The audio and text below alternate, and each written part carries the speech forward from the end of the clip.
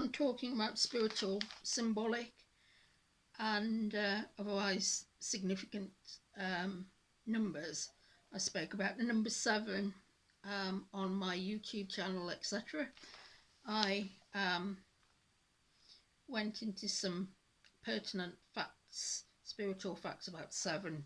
But also, I think I may have omitted the 7 notes in the sliding scale, and there are now 7 recognised groups of dog breeds by the United Kingdom Kennel Club, amongst others, and these include the pastoral now, which is significant because I talked about 7 as a spiritual number, so pastoral, which would have just been a shepherding aspect of the working group, are now a separate group. Dogs are very much a social element of society, and people are enjoying them to an even greater extent than they did before in the UK and other countries. Now I'm going to talk about the relevance of the number 12. It dates back to the 12 tribes of Israel, and the 12 months of the year have been in existence since the Gregorian calendar changed things slightly.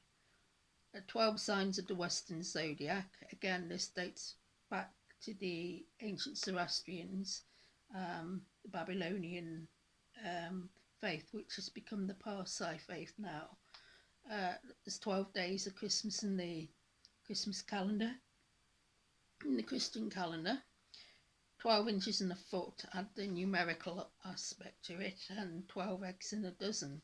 So numerology becomes symbolism, which is what I was getting at in my earlier talk on the significance of 7.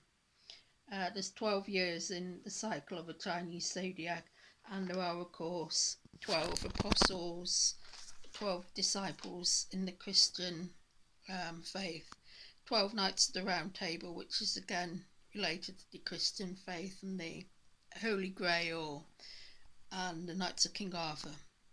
So Edmund Spenser, a famous British poet, wrote 12 books of the Fairy Queen, but only half of them, the mutability, can't have survived. It was beautiful verse, but it's remembered for its beauty rather than its moral undertone or intention, which is what Spenser would have wanted. He loved the quality of the number 12, so had his cantos not been burnt in a castle at Kincombe due to him being made secretary for Lord Grey in Ireland, and this happened during an insurrection in 1598, he would have gone on to write 12 cantos for each book. Because of his lost works, he tragically died destitute at 47 before he could write more. His burial was paid for by a patron. He ended up being buried near Chaucer at Poets' Corner, and my cheeky question will be, where's Poets' Corner, in case you didn't know. Yes, my uncle likewise died at 47. In 1580, he had been appointed secretary and saw some brutal sights in Ireland.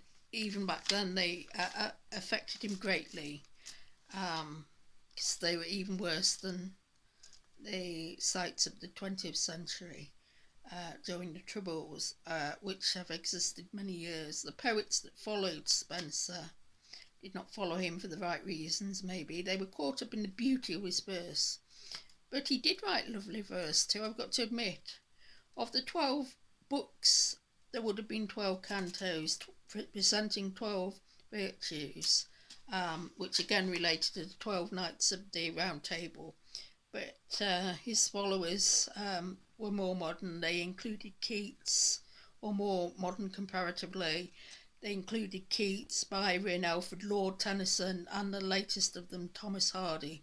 The poetry that he wrote was a fountain of much needed water, and I will make a delightful recitation, hopefully a recitation of a delightful poem, which was the prototype of the Spenserian stanza, which was 8 iambs and a final hexameter. 5 stresses to the beat, 10 syllables, decasyllabic, and a final 9 syllable, a final line of 9 syllables, being a hexameter. But it is the beauty of the description which catches me, as Simone speeds to save his wounded Marinella. So the poem, it really struck me, and it was the prototype for his Spenserian stanza, and I love it to bits. Okay.